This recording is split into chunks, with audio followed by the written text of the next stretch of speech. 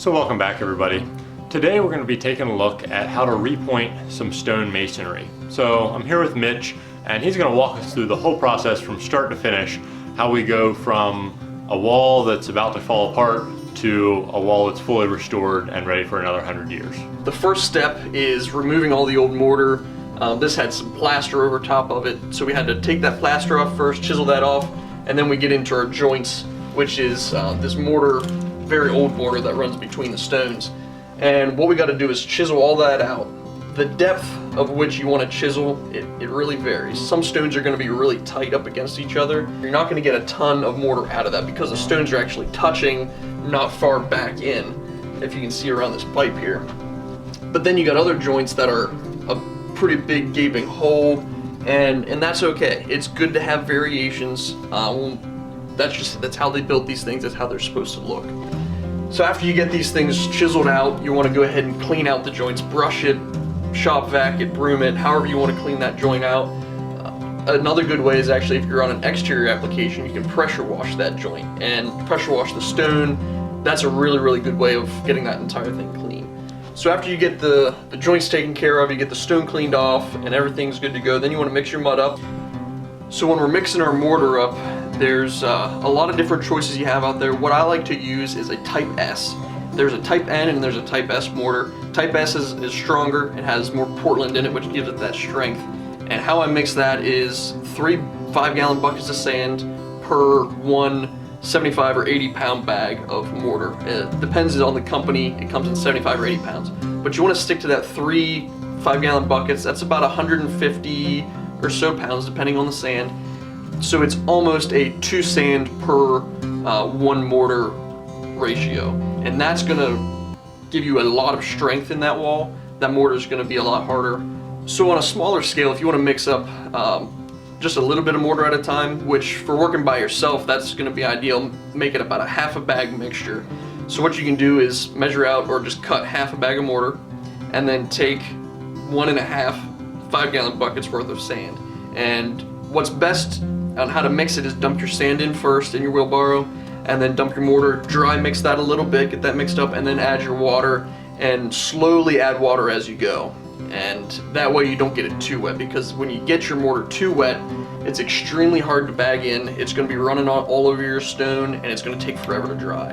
If you can get it at a nice, almost mashed potato, fluffy mashed potato like consistency, that's going to be your best bet. And you can't have it too dry because then you can't get it squeezed through your grout bag. So there's a pretty fine line as far as what consistency you're going to want your mortar at. So after you get the joints taken care of, you get the stone cleaned off and everything's good to go, then you want to start bagging it back in, as we call it, because we use a grout bag and it looks like a giant cake piping bag, and you just take it and you want to fill those voids, these joints, completely up. So some spots are going to be pretty deep and you want to really get that mortar back into that. So you start in the back and really bag that out nice and full, and just to the edge of the stone is where you want to bag to, maybe a little bit further, because later on in the process it's nice to have a little extra mortar right there. And you want to go through and you want to fill up all your joints as full as you can with your mortar.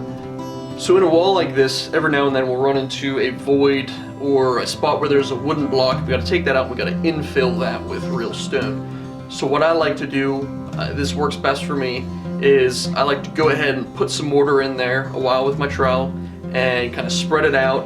And what I'm going to do is let that set up for a little bit, and I'll just continue bagging in some other spots as I go, let that for a couple minutes. And what I'm going to do there is, what that's allowing it to do rather, is the mortar's stiffening up a little bit. The old mortar and the stone is soaking up some of that moisture, so that mud is drying down a little bit. And that, when I go to place my stone in there, I have a stiffer base to set my stone, so that I can control which way the stone sets a little bit better, and that the weight of that stone is not going to compress that mortar and just basically flop the mortar back out. So I kind of infill that. I got a chisel cut with my hammer to make that stone fit nicely, kind of matching the joint size of what's generally there. And then making sure, of course, to get your grout bag the whole way back in that cavity, whether you got to fill that with a couple more stones, working your way out, but making sure that that cavity is going to be completely filled up with mortar or stone. And at that point, once you have the joints full, you got to wait a little bit for the mortar to set up and get a little firm. You don't want it squishy and you don't want it hard. You want a little firm, so that we'll take our slicker and we'll push in that joint. And what that's doing, it's not for looks. All that it's doing is making sure that that mortar is packed back in that joint as tight as it can go, that void is completely filled up. And you'll know if you come to a spot where you didn't get enough mortar in, that slicker will push way into that joint, and at that point you can just grab some fresh mortar, put back, fill that void completely up, because that's the key to making it a good structural integrity and also having a good look, is to have everything nice and filled out. So after we slick that in, you're going to let it set up a little bit more, let it get fairly hard, and you're going to turn that slicker around and what we call scratching. So you're going to go through, and this is where you make it look better. You're going to scratch that joint, make it all nice and even so there's not a lot of bumps in it. You're going to want to take it back just so you reveal the edge of the stone. You can see behind me, just the edge of the stone is revealed on a lot of these. Now some of these stones are pretty uneven, they stick way out, but for the most part I try to just let the edge of that stone revealed, and that gives it a very, very nice finish to it.